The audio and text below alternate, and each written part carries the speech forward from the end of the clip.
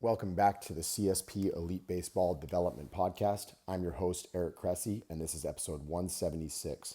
I'm flying solo for today's episode as I tackle what I think is not necessarily a controversial topic, but is definitely an underappreciated topic. I'm going to be talking about warm-ups. Obviously, nobody loves to warm up, but I think we all recognize that they are important. So what I really want to use today for is to talk about the rationale for warm up, what the critical competencies that we need to hit are, and what the benefits are. And really, above all else, beyond just making a case for them, I want to make sure that we at least have a discussion about how to use them most efficiently. Nobody wants to spend 45 minutes warming up when 20 can do. So we're going to talk about the need for it, as well as the practical application that hopefully makes this an effective podcast for not just players, but coaches who are writing up these warm-ups for their athletes. This episode is brought to you by AG1, the most comprehensive NSF certified for sport daily nutritional supplement I've ever tried. With so many stressors in life, it can be difficult to maintain effective nutritional habits and give our bodies the nutrients they need to thrive. As a father of 3 young kids and a co-founder of multiple businesses in multiple states on top of still being an avid exerciser, I know that busy schedules can really take their toll on us. Whether it's poor sleep, exercise or life stressors, environmental factors, or simply not eating enough of the right foods, we can often wind up deficient nutritionally. This is where AG1 can really help. It's a game-changing nutritional insurance policy. They simplify the logistics of getting optimal nutrition on a daily basis by giving you just one thing with all the best things. That's why I use it daily, as do several of my family members, and we recommend it to a lot of our top athletes. One scoop of AG1 contains 75 vitamins, minerals, and whole food sourced ingredients that work together to fill the nutritional gaps in your diet to support energy, focus, digestion, and recovery. And this can all happen for less than $3 per day and without taking multiple products. While most nutritional supplements come to market and stay stagnant, AG1 continues to obsessively improve this one holistic formula based on the latest research, producing over 50 improvements in the last decade alone. They invest in the most absorbable and natural source of each ingredient and go above and beyond in third-party testing to ensure their customers continue to receive the highest quality and best tasting nutrition habit on the planet. Whether you're keto, paleo, vegan, dairy-free, or gluten-free, it'll work for you, and it contains less than 1 gram of sugar per serving. They put 75 ingredients through the rigorous NSF certification test to come up with a safe formula that's trusted by some of the world's top athletes, including many of our own at Cressey Sports Performance. Right now, AG1 is giving our listeners a special offer of 10 free travel packets with their first purchase. Just head to drinkag1.com/Cressey and claim this special offer. These travel packets are perfect for supporting your immune system, energy, and gut health while you're traveling for games, training, or simply on the go. They can be great counterbalance to the less than ideal on-the-road food options that are out there for a lot of our traveling baseball players. So if you want to bridge the gap between deficient and optimal and give yourself the best chance of getting nutrient diversity, head to drinkag1.com/Cressey to get 10 free travel packets with your first purchase. Again, that's drinkag1.com/Cressey, Cressey. You won't regret it. We are going to kick off this podcast with the obvious. Nobody really enjoys warming up. I am not excluded from this. I'm a guy who may be on my feet for 10 hours and then have to work out at the end of the day. And the last thing I want to do is go through a crazy involved warm up before I lift when I'm racing home to see my kids and have dinner and put them into bed. So nobody is immune to this, but I think baseball is a population that has to pay specific attention to it. And the reason for that is very simple. You play a ton of games. So there's a lot of exposures. You might not just play 162 games at the big league level, but if you throw on spring training, you throw on postseason games, it may be 200 games in 230 days. You may play 30 games in 31 days in a month. And the other thing that's interesting about baseball is there's a lot of hurry up and wait, right? So maybe players get to the field, they have to warm up to go out and throw for pregame or take infield, outfield, or take BP. And then they go and they sit down for 2 hours. Maybe they have a meal, and then they've got to warm up again before the game. So if you have someone who's a chronic warm-up skipper, they may miss out on, 700, 800, 900, 1,000 exposures to good mobility training over the course of a long competitive season. So it's just really important in a baseball population, probably more than any other athletic endeavor, to really be locked into warm-ups. So first, I think it's important that we make the case for why we need to warm up. And I think the best description I've ever heard came from Thomas Kurtz in The Science of Sports Training. It was published all the way back in 2001. And on the warm-up period, he said it's about improved elasticity and contractibility of muscles, greater efficiency of the respiratory and cardiovascular systems, a shorter reaction time, improved perception, better concentration, improved coordination, and regulation of emotional states. And I couldn't agree with this anymore. Beyond just the physiological benefits of getting your body temperature up and improving joint range of motion and things like that, there does seem to be a really, really profound impact of that regulation of emotional states component, where people just need to figure out how to transition from rest to exercise or rest to competition. You don't want to just go from parasympathetic to sympathetic immediately. There seems to be a need for a gradual onboarding. So we use the warm-ups a lot to optimize neuromuscular recruitment. Maybe it's an opportunity for us to teach a new skill, in the non-competitive sense. Or it's a scenario where, hey, we want to really teach this guy how to get into his hip. Let's use some good 3D strap rotations to really work on it. Maybe it's an opportunity for us to shorten the learning loop. If there's a skill that we really want to hammer home that they're trying to acquire, let's give them some drills that, basically prep them for going out there and being really successful. This might be, guys throwing plyo balls before they go and pick up a 5-ounce baseball. It gives them a chance to pattern something that's hopefully going to become part of a more comprehensive delivery. And then I think also we look at the warm-up as an opportunity to establish stability within the new range of motion. We aren't just going out and trying to, create more range of motion, particularly passive range of motion. We're trying to create usable range of motion, a pattern that people actually have motor control into. So it's vitally important for us not just to go out and static stretch, but rather to get people moving and actually establish some good awareness of how to control any new range of motion they may acquire. Now, in light of all these proposed benefits, it should come as no surprise that warm-ups are very important across a number of different populations and have actually been really well researched. So if you've read and listened to my stuff over the years, you've appreciated that I'm a big advocate for high quality warm-ups as a way to optimize subsequent performance and reduce the risk of injury. However, I have to admit that most of my writing in this regard has been focused on more advanced and older populations. In other words, professional baseball players, adult athletes who are trying to stay fit and involved in competitive things. Whereas in baseball, other disciplines for younger athletes, I haven't necessarily given them as much attention. So, some of the youth sports warm-ups you'll see are far from comprehensive if you go to your standard, Little League field. And that's if they're actually present at all. We tend to see a few arm circles and then jog out to the fence and back and you're good to go. Fortunately, I've got a chance now with this platform to correct this oversight by highlighting a recent meta-analysis. It was actually in the International Journal of Environmental Research and Public Health. It's titled Effectiveness of Warm-Up Intervention Programs to Prevent Sports Injuries Among Children and Adolescents. And basically what it was it's a meta-analysis, right? It's a brief synopsis of a ton of hard work by a lot of different, researchers that are, now compiled by Ding et al. And they looked at 15 meticulously selected studies of 21,576 total athletes, and the ages were 7 to 18. And they found that when they looked at all these studies, a 15 to 20 minute warm-up reduced the risk of injury by 36% in the following, period of time that they tracked. So beyond the obvious benefits of staying healthy, what's interesting about this outcome to me is that a variety of different warm-up initiatives worked to deliver this injury reduction. So in older, more trained populations, more of the benefits are probably coming from increases in body temperature and in turn tissue extensibility. They're less likely to go out and strain something because they've actually created a little bit more range of motion that they can tap into. Conversely, in a younger, more untrained population, we see in this meta-analysis, you're probably getting more chronic protection from injury because the warm-ups are delivering actual training effect. They're giving them better balance. They're adding strength. They're optimizing landing mechanics and attacking a number of other factors. And this is something that makes me think we can always benefit from doing some microdosing of important training initiatives where their athletes.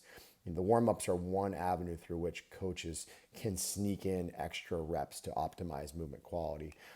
It's interesting to consider whether the benefits would have been pronounced if the drills were done at different times with these athletes as opposed to just in the warm-up initiatives.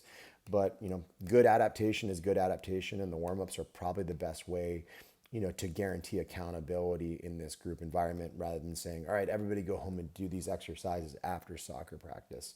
And speaking anecdotally, it's not uncommon for in-season, veteran big leaguers to do almost mini lifts as part of their daily warm-ups. If they don't feel like going out and attacking like 2 heavier, longer, full body lifts per week, they might sneak in 4 to 6 sets into their pregame warm-up. And in those situations, they've thrived, and it's a way to consolidate stress. As a follow-up to that last study, I do think it's useful to talk about the FIFA 11 program. So this was a organized initiative across the soccer community to really prioritize injury prevention worldwide. And Sadagursky et al. In 2017 did a meta-analysis of 6 studies featuring 6,344 players who utilized the FIFA 11 program. And they averaged a 30% reduction in injuries in soccer players. In the intervention group, they saw 779, so 24% of players had injuries, while in the control group, 1,219, so 40% of players had injuries. So it went from 40% to 24%. That's a really big deal. What's really interesting about the FIFA 11 program is it's actually pretty mundane. You wouldn't call this like high level, competencies or anything like that. It's stuff that's meant to be simple and rolled out on a field for, kids who may not need a lot of coaching. It's a little bit more soccer specific, where they'll actually like do fake headers and simulate contact and things like that. But at the end of the day, if you broke it down, it's 8 minutes of running / change of direction.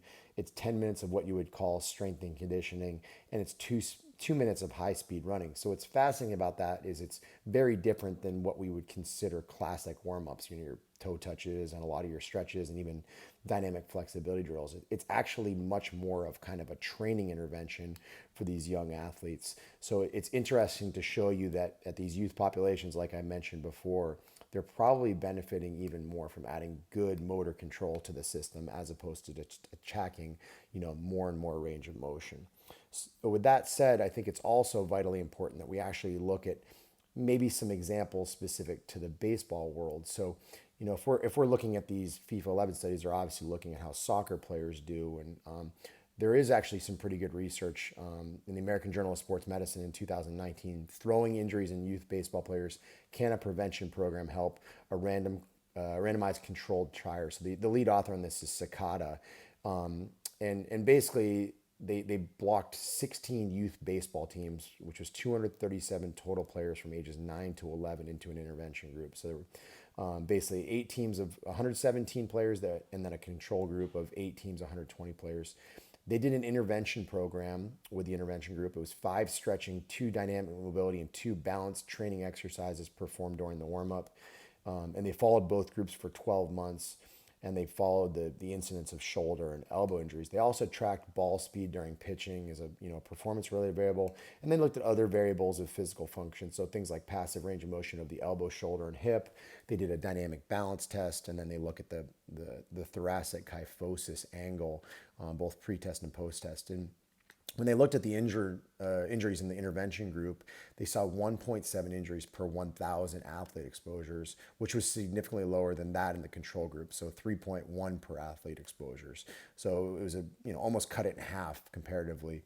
And the factors that were related to pitching performance, when they looked at ball speed, they tended to increase in the intervention group. It wasn't statistically significant, but the program also improved shoulder horizontal adduction deficits on the dominant side, improved hip internal rotation, and then improved the kyphosis angle. So really an interesting dynamic in play where we're recognizing that just about anything works in young populations, but it is good to know that we do see some more specific adaptations when we target that program just a little bit more for our baseball athletes, who obviously have unique demands with respect to the shoulder. So when I come back to all this, you try to wrap your head around what does the ideal warm-up look like. So for me, there are key components to any high quality warm-up. However, before we can even discuss actual warm-ups, we need to discuss preparation before the session. So things like hydration, nutritional factors,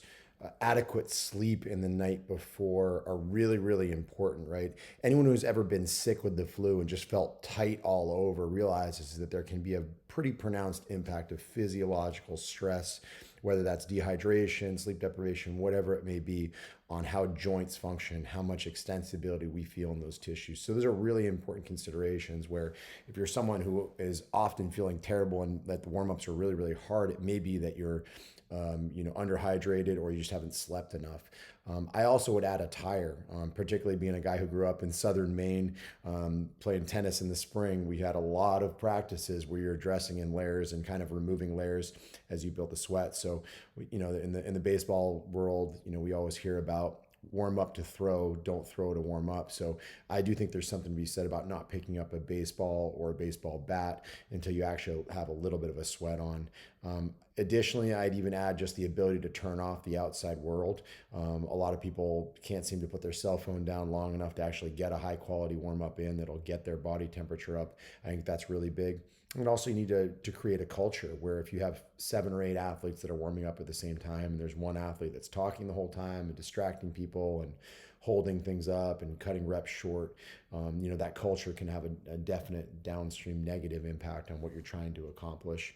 And then last but not least, remember before you ever get to the true competencies underneath the umbrella of warm-ups, you may have to recognize that for some athletes you have to sell it, where they may not be bought in on doing it. Maybe you need to be a little bit reductionist and really emphasize training economy and minimum effective dose, where, hey, instead of doing 12 exercises, we're going to start with these 4, really own them. Once you notice a difference, we can talk about expanding and building things out from there. We interrupt this podcast with a quick reminder that this episode is brought to you by AG1. It's an NSF certified all-in-one superfood supplement that features 75 whole food sourced ingredients designed to support your body's nutritional needs. I use this product daily myself, and a ton of our athletes do as well. Head to drinkag1.com/Cressey and claim my special offer of 10 free travel packets with your first purchase. AG1 gives you peace of mind that you're covering all your nutritional bases. Again, that's drinkag1.com/Cressey, CRESSEY, and you'll get that special offer. Now that we actually get to our warm-up, some of our considerations really relate to duration, right? A warm-up might need to be considerably longer for an athlete who has a lot of stiffness versus an athlete who's really loose. The tighter they are, the longer the warm-up. The looser they are, the more stability-oriented and generally shorter the warm-ups may be. They don't have as much tissue extensibility that they have to overcome. Weather conditions may actually impact this quite a bit. A warm-up might need to be longer if it's colder outside. And then you also, may have, situations where the flow of a game responsibility might actually drive what you have time for. So if you're a relief pitcher, you don't have nearly as much time as a starting pitcher to warm up. In many cases, those are athletes that need to kind of stay warm throughout the game because their number could be called at any point. We try to take into account the flow of the facility or the field. In Major League Baseball, you see a lot of players that do the majority of their warm-ups inside, where they may use a hot tub and then get a manual stretch from a training staff member and then go through their foam rolling, their dynamic prep series, throw the med balls, throw some plyo care stuff, before they ever even go and put their uniform on to head out to the field to start their catch play, their pregame bullpen, and then actually go pitch in the game. So, the flow of facility is really, really important. You don't have those amenities sometimes when you're on the road playing college baseball and, in the middle of nowhere or something like that. Certainly your sporting position, requires different things. A first baseman probably isn't going to need to warm up exactly the same as a center fielder who may cover a lot more yardage in a game. Certainly, a relief pitcher is not going to warm up pregame like a shortstop would, just because the time of the activity is going to be at a different point. And then last but not least, fitness level, probably not as big of a consideration for our baseball athletes. But in our general population, there are athletes that are so deconditioned that you go through a warm-up and it actually feels like a workout. So their heart rate may be really, really heavily spiked by doing things. So you may have to get a little bit more reductionist with what you do. Once you've worked past all of these different considerations, I think we need to really get to the good stuff. So, what do I like to talk about? Well, first thing, I always look at soft tissue work. And right now we're in a time where foam rolling is really getting poo-pooed. And, it may not be for everybody, but I do think some kind of intervention on the manual therapy or self-myofascial release side of things is really important. At the professional level, athletes can go and, get an elbow in their QL, or they can get some dry needling pregame if they want to. They can get a lot of different things if they want to have an intervention that transiently and reduces some stiffness, in the same way that if you popped an mobility ball, on your scalenes or your sternocleidomastoid or your subclavius, something just to get your neck moving a little bit better. Athletes at the highest level just seem to have more amenities there. But for younger athletes, I think hopping on a foam roller or using a lacrosse ball or a baseball just to get some tissue tone reduction, in certain spots is really important. I don't think that needs to be 20 minutes. I think it could be 3 to 5 minutes where you just hit the spots that need the most love, and things usually go from there. Once you're done with that self-myofascial release or manual therapy, I like to go to some positional breathing drills. So things that have been influenced, by Postural Restoration Institute, traditional yoga practices, some of Bill Hartman's, expansion compression model. Zach Couples' work has been great in this regard as well. Why do we use breathing drills? One, well, it really addresses both mobility and stability simultaneously, right? We're getting expansion of our rib cage in the desired direction. It's a way to shift away from kind of this constant state of inhalation to exhalation for a heavily extended athlete.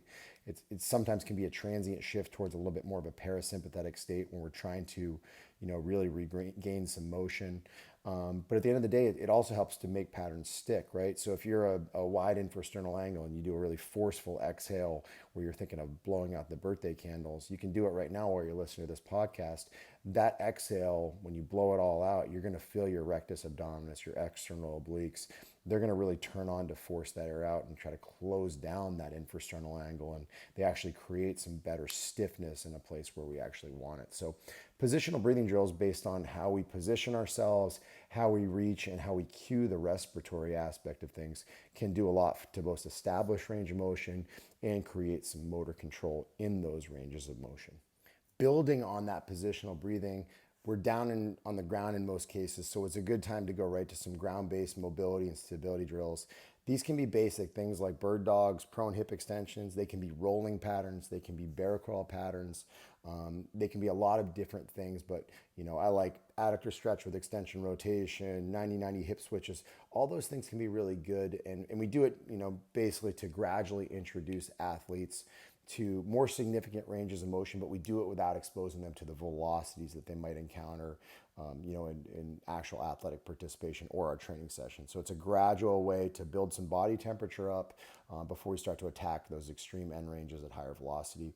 Once we've done some stuff ground-based, then we'll get up and do some standing stuff. Maybe it's a forward and reverse lunge with cross connect, and knee hug to lateral lunge with overhead reach, walking Spider-Man with hip lift and overhead reach. Just things to get people moving a little bit more, so continue to expose them to larger joint ranges of motion, multi-joint movements, where the body temperature is getting up further and further.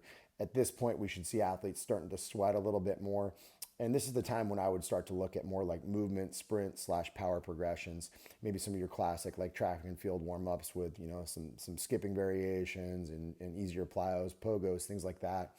Certainly a time to look at, karaoke, side shuffle with overhead reach, some lateral skipping progressions, hide-ins, rotational and overhead med ball exercises. I like to incorporate some single leg balance with athletes potentially here. Just things to get them a little bit more engaged.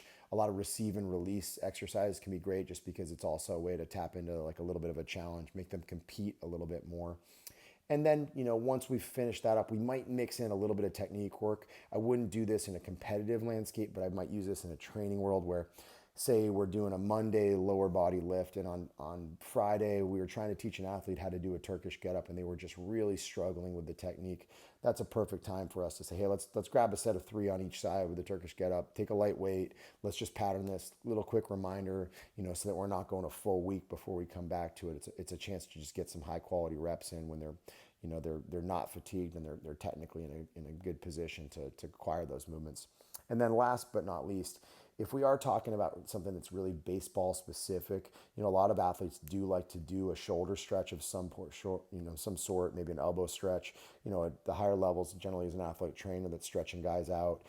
I like the idea of stretching them after they've gone through this full warm up because it's the closest to the game, and we can usually follow it up with some end range rotator cuff drills. There is also a little bit of evidence to suggest that if you do like your shoulder stretch on the front end when you're cold, then you go to the dynamic warm up, you come back to it, and you might not still still have all that range of motion. Probably has a lot to do with maybe training out of neutral a little bit if the warm-ups aren't great. But I just like the idea of get the body temperature up, work proximal to distal, get your ribs where they need to be with your soft tissue work and your positional breathing, and then obviously gradually work your way out. So that way you're not taking a delicate joint like a shoulder and really aggressively stretching it unless you absolutely have to. So I like the idea of like the last thing being the shoulder stretch before the athlete, on the pro side, like throws their uniform on and starts doing their plyo drills and, some of their, in some cases med ball stuff, even with their cleats on, and then goes out and then starts long tossing, or in the case of hitters, actually gets in the cages and starts to swing a little bit more. I think those really serve us well. And then obviously the last portion of the warm up is something that's very skill specific, right? It's the actual throwing portion. What I think we see a lot in the younger groups is kids come out really hot, right? Their first throw is 85, when in reality, when you look at some of the best arms in the history of baseball, they have a really good awareness of how to play catch. Just flip things early on and gradually build up the intensity, the distance. I love the quote from Alan Jaeger with respect to long toss. He talks a lot about it. Impress me on the way in, not on the way out. So on the way out, it's a little bit of, have a good lather and put a little air under it. And as you start to work your way back in, that's when you're stepping on a little bit more so that, you finish with a brief flat ground and then you get on the mound and good things happen. I think the same is true of a lot of guys when they get into the cages. They're not trying to hit balls, 115 miles an hour in the first swing. Rather, they're trying to gradually build up and get there over the course of time. So big picture, we talk about the sequencing of warm up, get your mind right, get your nutrition, your sleep, aspect of things, your hydration, all those things right. Get in a good culture of warm ups. And then once you get to the sequencing, you're looking at soft tissue work. You're looking at positional breathing. You're looking at both ground-based and then standing/moving, mobility/stability drills. Then you're looking at movement/sprint/power progressions, including rotational stuff, maybe a little bit of technique work, and then you're getting actually to the traditional stretching program. This is not a throw to warm up. It's very much a warm up to throw approach where we're appreciating that throwing a baseball is the single fastest motion in all of sports. So we need to take a lot of care and precision with our warm-ups to make sure that we're doing a really good job of preparing ourselves for the demands that are ahead. Now, to tie a bow on this, I think as we put this all together, our self-myofascial release is really 3 to 5 minutes. We have 1 to 2 positional breathing exercises, which may take 1 to 2 minutes. We have some ground-based mobility/stability exercise. 2 to 3 of those is 2 to 3 minutes. Some standing exercises, 3 to 4 of them for 3 to 4 minutes. You have some movement progressions of 2 to 3 exercises, 2 to 3 minutes. You do some kind of power development exercise. You can mix in some kind of corrective with them, 4 to 6 minutes. So you're looking at really 17 to 20 minutes to really get a good warm up in before you pick up, a baseball or a baseball bat and really start getting to it. As a good rule of thumb, the less training experience that you or your client/athlete has, the more important it is for you to appreciate that the warm-up actually might be a workout in and of itself. And I think that's what we see with some of the FIFA 11 programs and things like that. They confer an amazing amount of benefit on these kids because they're so detrained that they're actually creating a strength and conditioning emphasis. You're not going to get that benefit with a minimalist approach with more advanced athletes. So generally speaking, the warm-ups are going to have to be longer for your more veteran athletes, not just because they have more tissue extensibility challenges that they have to overcome as they age, but also simply because they may have more wear and tear, little things that they've acquired over the years that they need to kind of work through. So less trained athletes make it more of a training session as part of the warm-up. More advanced athletes, you can get a little bit longer with it because you have so many more loose ends that you need to tie up. So we want to make sure that things are efficient while still covering everything that we need to cover. So the big things are training economy, understanding minimum effective dose, but also just being aware of the concept of relative stiffness in terms of always understanding if you're going to stretch something, why are you stretching it? Why is it tight? And then if you're going to put stability/motor control somewhere, why are you doing it? What changes are you trying to hold? So I'd really encourage you to dig in on the concept of relative stiffness as a follow-up if you really want to work hard on trying to optimize your warm-ups for your athletes. That's all I've got for today. Thanks so much for listening and look forward to seeing you back next week. Thanks so much for tuning in to the CSP Elite Baseball Development Podcast. We really appreciate you carving out some time in your schedule to listen, not just to this episode, but also to some of the episodes from our archives. If you enjoy what you heard, we'd love it if you'd share it with friends, colleagues, and teammates, as well as leave us a review on Apple Podcast and Spotify. Thanks again for your time.